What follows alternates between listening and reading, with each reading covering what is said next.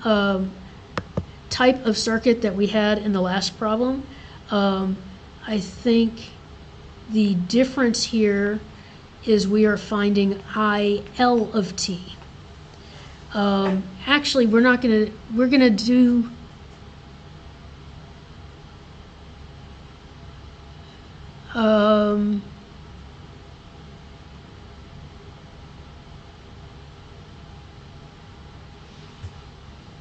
yeah, I was confused for a minute because I thought this was the same problem that we just did, but our capacitor is 0.1 and last time it was 0.4, so that makes a difference.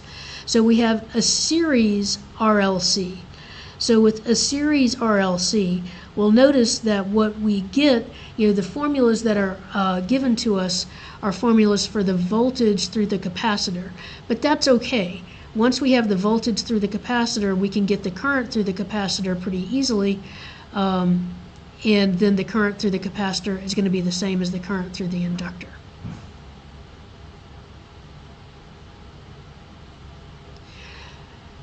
So I'm not going to go through all the reasoning for finding the stuff before and after, because it's the same as the problem we just did, which is labeled series RLC without Laplace, if you're looking for the title of it on YouTube or on the course Moodle. So I'm going to skip some of that because this is the same sort of problem that we just had. And so we know it's a series RLC.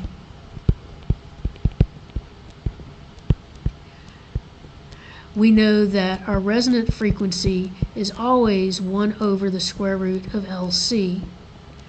And so here our resonant frequency is 1 over the square root of 0.1 times 0.1, which, if I am correct, is 10. Let's see if I'm correct.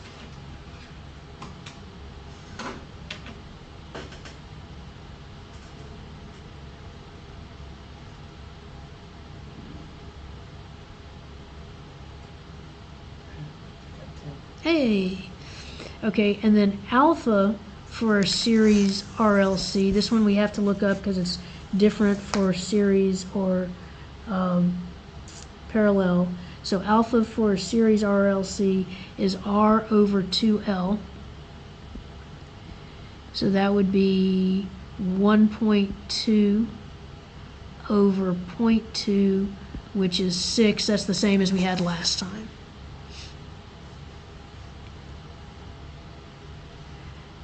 So we have that alpha is less than omega naught. So it's underdamped.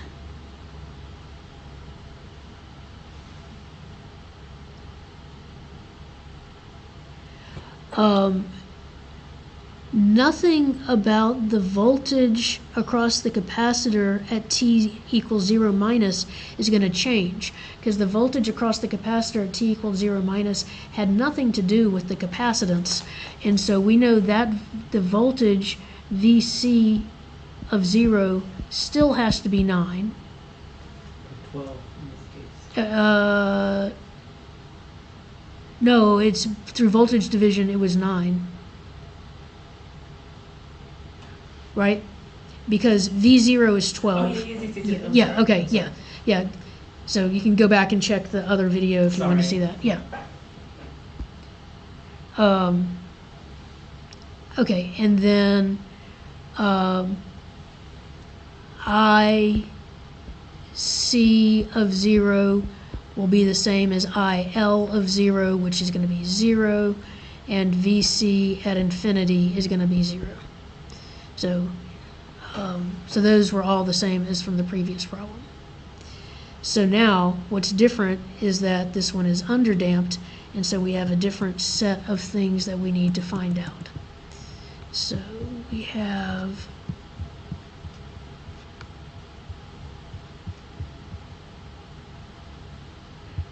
and then also notice the problem asks for the current through the inductor, and we're finding the voltage through the capacitor. So we'll have to deal with that at the end.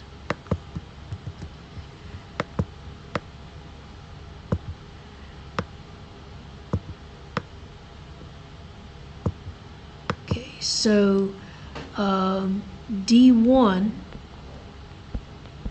equals VC at 0 minus VC at infinity. That's 9 minus 0, which is 9. That's not so bad. All right, D2 is 1 over C, so that's 1 over 0.1, which is 10, times IC of 0, but that's 0, plus alpha, which we got to be 10, times VC of 0 was 9, minus VC at infinity, which was 0, over omega D. Omega D, what? Huh, something else we have to find. All right, so omega D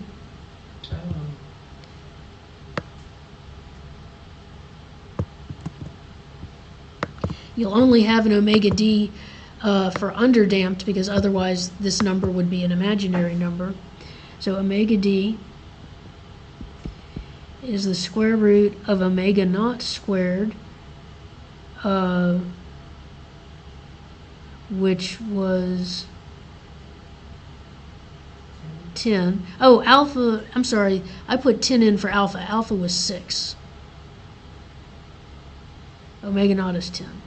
So this is 10 squared minus 6 squared.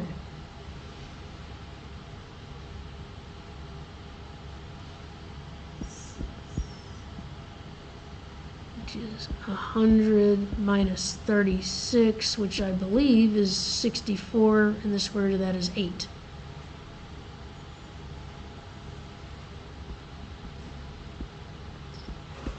So D2 equals 54 over 8, or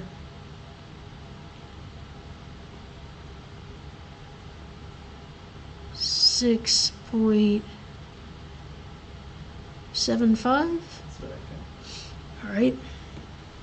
Okay, so now that we have that, we can plug into VC of t. So VC of t equals e to the minus 6t times 9 cosine 8t plus 6.75 sine 8t.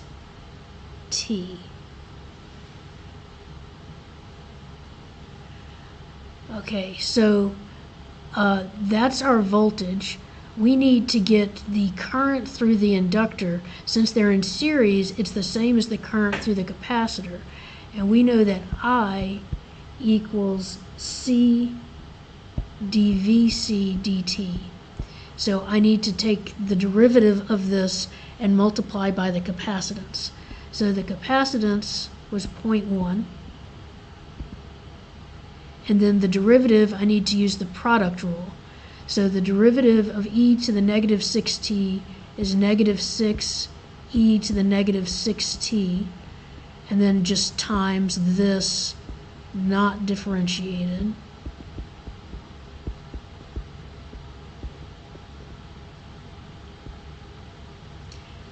Plus e to the negative 6t times the derivative, which would be negative 72 sine of 8t plus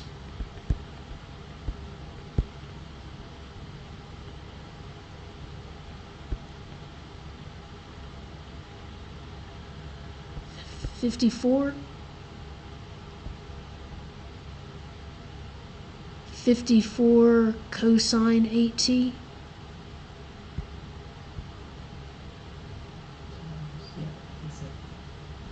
Yeah. Okay. So then, let's see. Just to make my numbers a little smaller, I can factor a 6 out of everything. So I'd have 0.6 e to the negative 6t 9 cosine 8t plus 6.75 sine 8t plus e to the negative 6t minus 12 sine 8t plus 9 cosine 8t.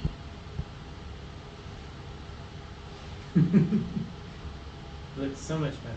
Yeah. Well, now, let's see. I can add 9 and 9 and get 18.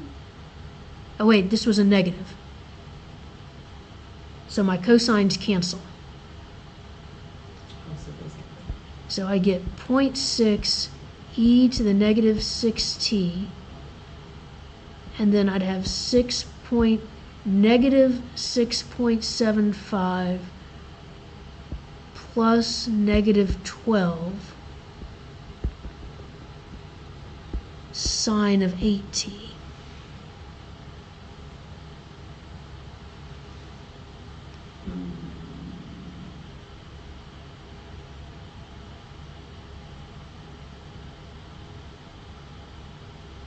I feel like that second bracket in the first bracket, the cosine should have been different, like the coefficient.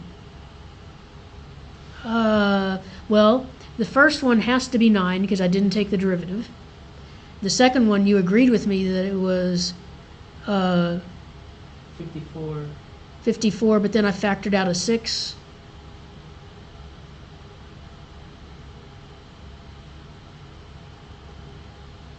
I factored a 6 out of both of these.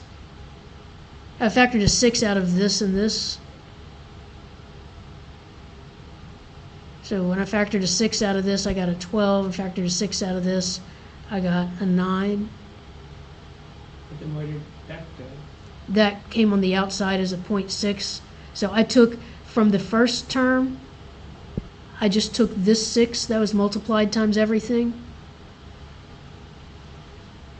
So what I did was,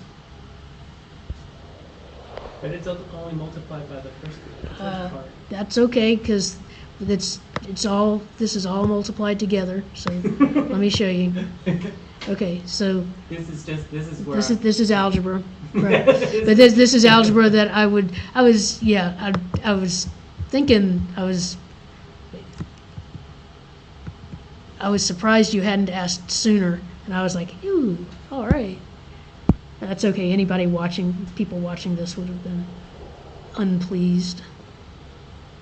So let me show you what I did.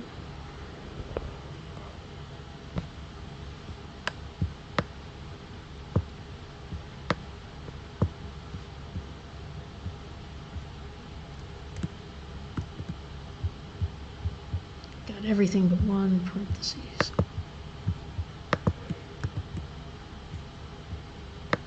I'll have to find that missing parentheses later.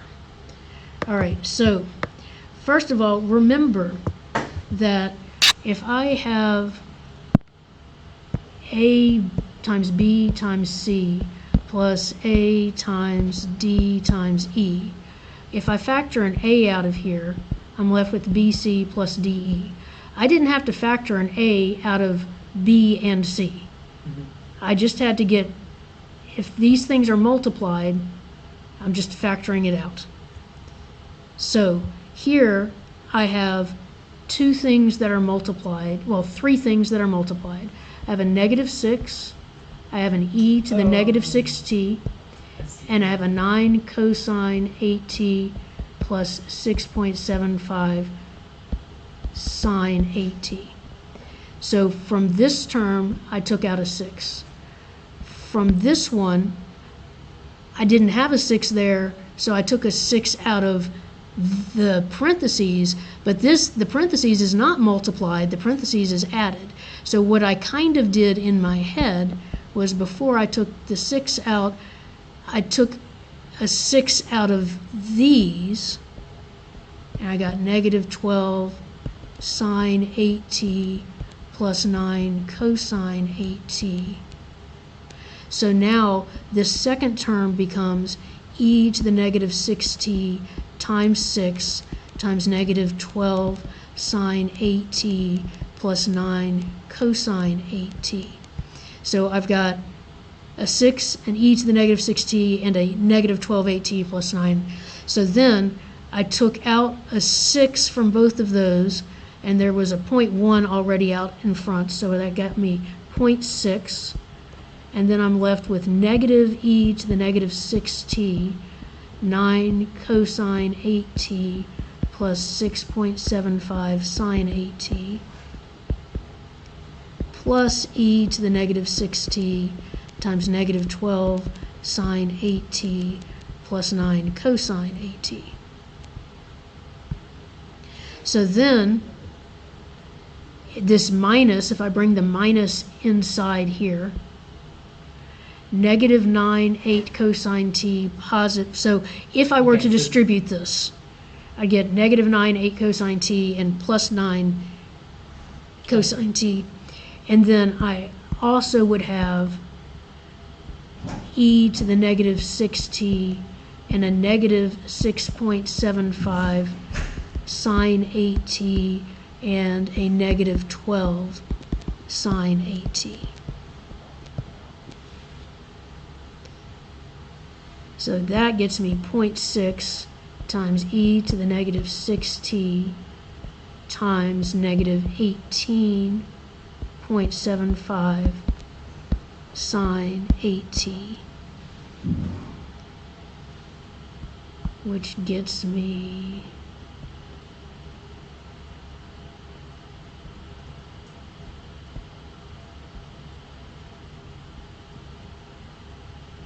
I'm pushing my luck.